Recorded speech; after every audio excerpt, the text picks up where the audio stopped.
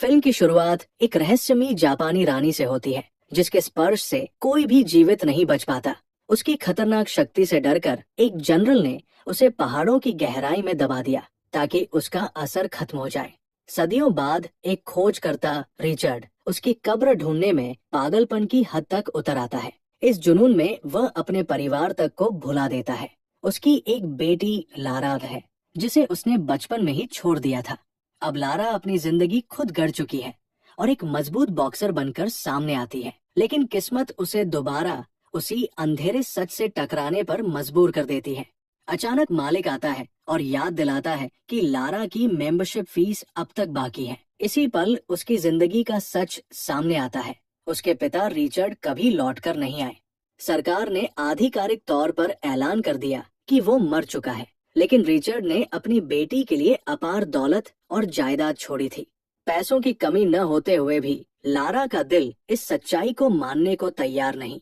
उसका मानना है कि उसके पिता कहीं न कहीं जिंदा है। पिता का पुराना बिजनेस पार्टनर भी उसे बार बार समझाने की कोशिश करता है, मगर लारा अड़ जाती है। वो विरासत के दस्तावेजों पर साइन करने से साफ इनकार कर देती है। लारा अब भी यकीन करती है कि उसके पिता कहीं जीवित है, लेकिन हालात उसे प्रॉपर्टी के कागजों पर साइन करने को मजबूर कर देते हैं। उसके पिता का पुराना साथी समझाता है कि अगर उसने दस्तखत नहीं किए तो सारी संपत्ति नीलाम हो जाएगी। मजबूरी में वो मान जाती है। तभी उसे पता चलता है कि रिचर्ड ने इन दस्तावेजों में एक गुप्त जापानी पहेली छिपाई थी। पहेली सुलझाने पर उसे एक रहस्यमयी नोट मिलता है। नोट पढ़ते ही लारा अपनी असली शक्ति और साहस को पहचान लेती है। सुराग उसका रास्ता उस जगह तक ले जाता है जहां उसके पिता की कब्र होने का संकेत मिलता है। वहां पहुंचकर वो अपने पिता के नाम का पहला अक्षर दबाती है और दरवाजा खुलने लगता है। लारा उस चाबी से दरवाजा खोलती है जो उसे मिली थी। अचानक गुफा का विशाल द्वार खुल जाता है और वो भीतर पहुंचती है। अंदर जाकर उसे एहसास होता है कि उसके पिता ने यहाँ काफी समय बिताया था। वहीं उसे एक पुराना कैमरा मिलता है जिसमें रिचर्ड का रिकॉर्ड किया हुआ संदेश छिपा था।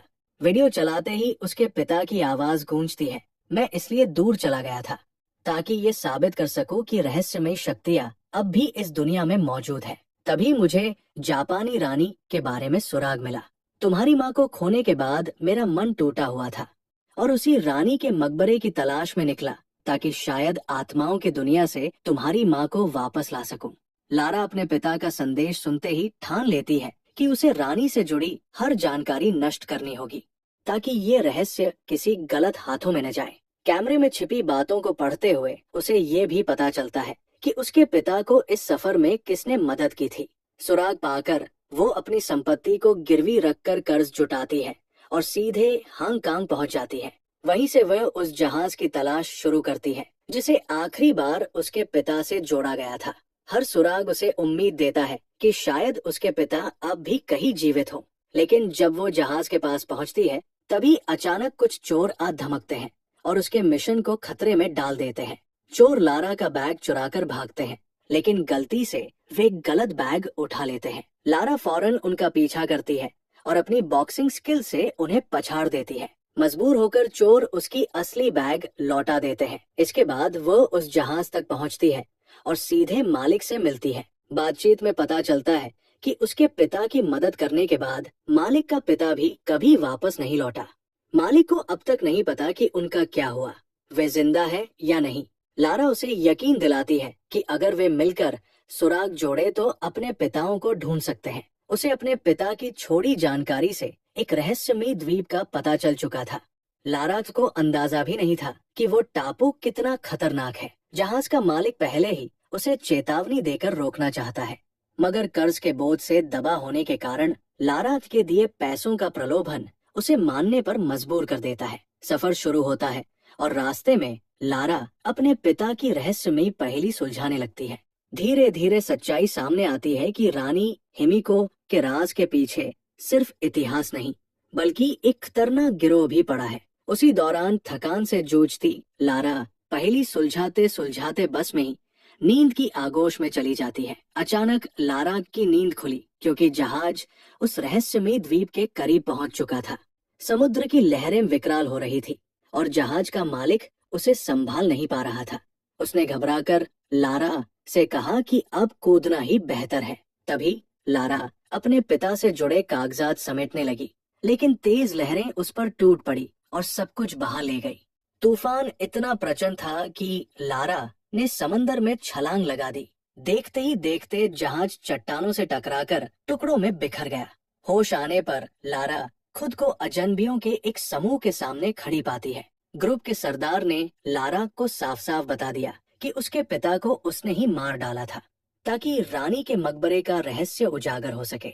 वे लोग लारा के बैग से उसके पिता की डायरी छीन लेते हैं और उसे मजदूरी कराते हुए हिमिको तक पहुंचने की तैयारी करते हैं। उसी बीच जहाज का मालिक भी कैद में मिलता है। मौका पाकर वो लारा की मदद करता है और भागने को कहता है, लेकिन भागते समय लारा गहरे पानी में गिर जाती है। डूबते हुए उसकी नजर एक दुर्घटनाग्रस्त विमान पर पड़ती है। वो उससे चिपक जाती है, मगर उसका वजन विमान को और डुबाने लगता है, जिससे वो फंसी रह जाती है। तेज हवाओं और उफनते पानी के बीच लारा पूरी ताकत से दौड़कर टूटे हुए विमान के हिस्से को पकड़ लेती है। अभी वो सांस संभाल ही रही होती है कि प्लेन नीचे की ओर गिरने लगता है। गिरते समय उसे अचानक एक पैराशूट मिलता है। हिम्मत दिखाते हुए वो उसे खोलती है और घने जंगल में उतर आती है। रात गहराती है, चारों ओर सन्नाटा है और मदद के लिए कोई नहीं दिखता। तभी एक अजनबी उसे देखकर अचानक भाग खड़ा होता है।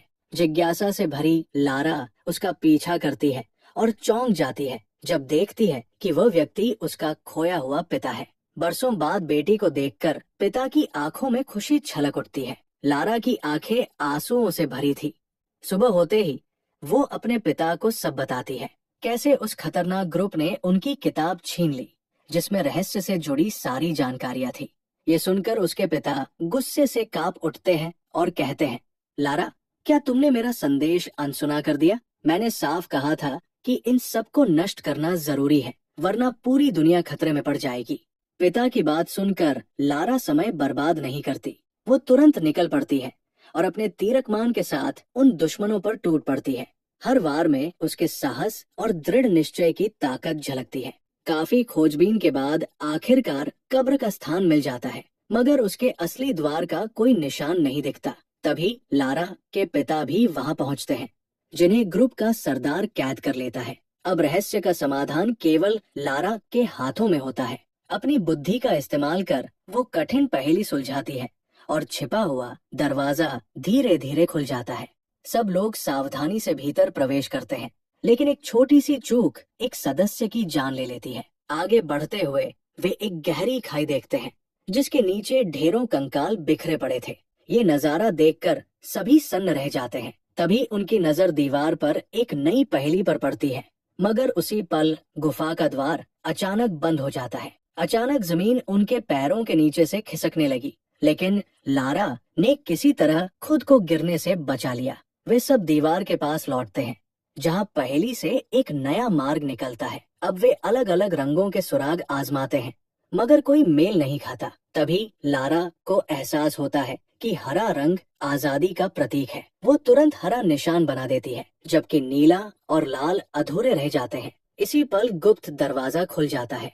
सामने रानी का मकबरा दिखाई देता है। वे सावधानी से उसे खोलते हैं तो भीतर रानी पहले एक साधारण स्त्री जैसी लगती है, लेकिन कुछ ही क्षणों में उसका रूप बदलकर भयावह कंकाल में तब्दील हो जाता है।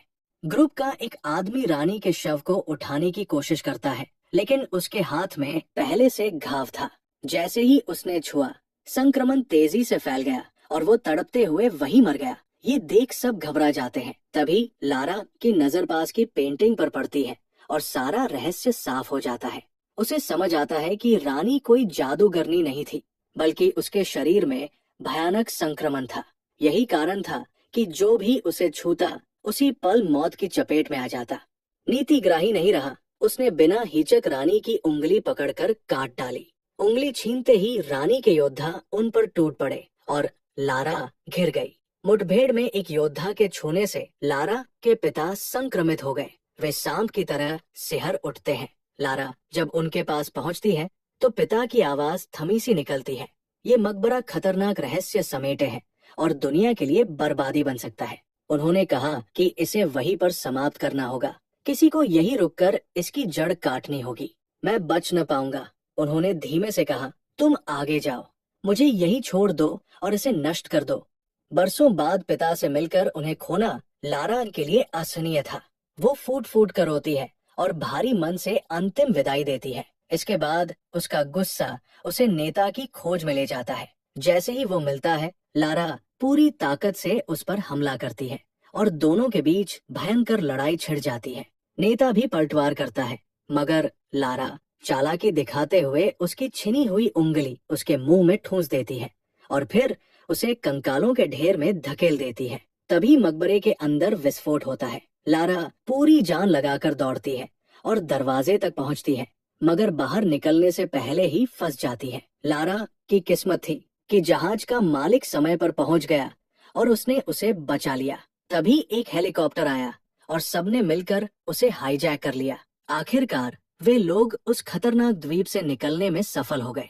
इसके बाद दृश्य लंदन का है, जहां लारा अपने पिता की संपत्ति औपचारिक रूप से स्वीकार करती है। कंपनियों की सूची पर नजर डालते हुए उसे एक ऐसी संस्था का पता चलता है जो रहस्यमयी वस्तुएं इकट्ठी कर दुनिया पर राज करना चाहती है। हैरानी की बात ये निकलती है कि उसके पिता की पुरानी बिजनेस पार्टनर ही उस खतरनाक कंपनी की असली मालिक है। फिल्म की शुरुआत में जिस महिला को हमने देखा था, उसका असली मकसद यही था कि लारा को बिजनेस की उलझनों में फंसा कर रखा जाए ताकि वो अपने असली मिशन से भटक जाए। लेकिन सच्चाई सामने आने के बाद लारा अब किसी भी कीमत पर पीछे हटने वाली नहीं थी। उसने तय कर लिया कि वो इस साजिश का डटकर सामना करेगी और अपने रास्ते को कोई रोक नहीं पाएगा। यहीं पर कहानी अपने रोमांचक मोड़ पर खत्म होती है। देखने के लिए धन्यवाद।